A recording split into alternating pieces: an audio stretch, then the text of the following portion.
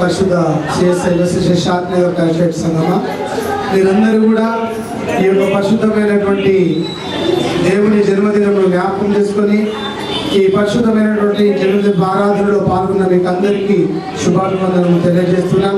ప్రాముఖ్యంగా మన ప్యాషట్ అంతా కూడా సమాధానంతో శాంతియుతులతో వర్ధిల్లాలని జ్ఞాపకం చేస్తున్నాను.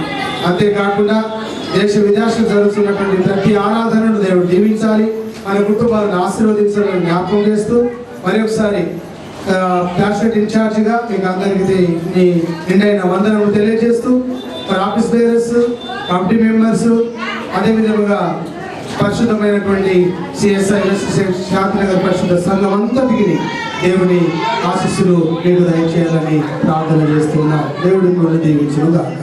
ఆమేన్. ఏలైనగా మనకు శిశువు పుట్టేది, మన కుమారుడు అనుగ్రహింపబడిను, ఆయన భుజముల మీద రాజ్యభారం ఉన్నది. ఆలోచనకర్త, సమాధానానికి అధిపతి అని అతనికి పేరు పెట్టేది.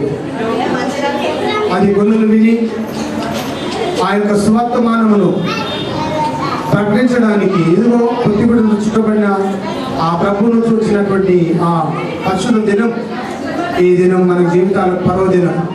మన కుటుంబాలను దేవుడు దీవించాలని, అదేవిధంగా ఈ యొక్క వర్తమానమైన అందరూ కూడా వాక్యమును పదిలపరచుకొని వారి జీవితాలలో, మీ జీవితాలలో మన కృపను దేవుడు అనుగ్రహించి ఇంకా అనేక ఆశీర్వాదాలకు పాత్రలు చేయను గాక. ఆమేన్.